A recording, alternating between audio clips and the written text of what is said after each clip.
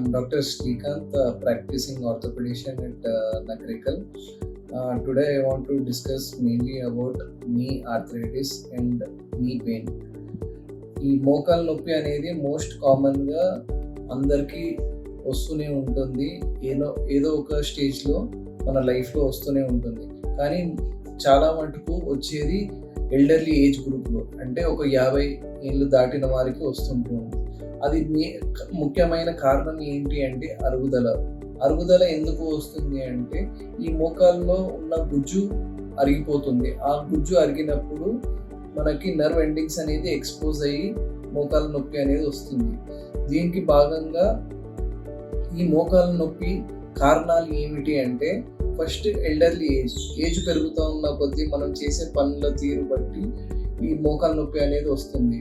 కింద కూర్చొని లేవడము, మెట్లు ఎక్కడం దిగడము, దూరం నడవడము, బురదలోకి వెళ్ళడము, ఇవన్నీ కారణాల వల్ల మన మోకాల మీద ఒత్తిడి ఎక్కువయి గుజ్జు అరిగిపోయి ఈ మోకాలలో ఆర్థరైటిస్ అనేది ఏర్పడుతుంది.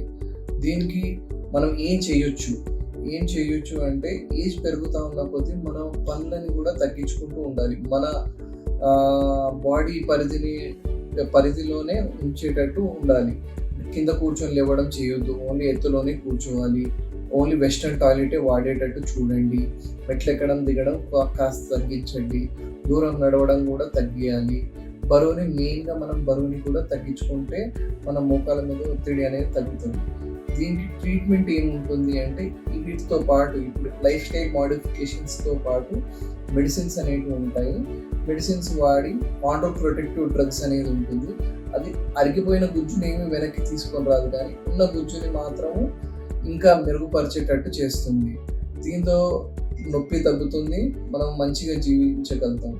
లాస్ట్కి వచ్చేసి మోకాల మార్పిడి అనే ఆపరేషన్ ఉంటుంది. ఇది ఎవరికి అంటే స్టేజ్ 3, స్టేజ్ 4లో ఉన్న వారికే మోకాల మార్పిడి అనే ఆపరేషన్ చేయబడుతుంది. దీనికి ప్రతి ఒక్కరు ఆప్ట్ చేయాల్సిన అవసరం లేదు. ఫస్ట్ మందులతోనే నయం చేయొచ్చు. తగ్గకపోతే ఈ లాస్ట్ మనము మోకాల మార్పిడి అనే ఆపరేషన్ చేయించవచ్చు.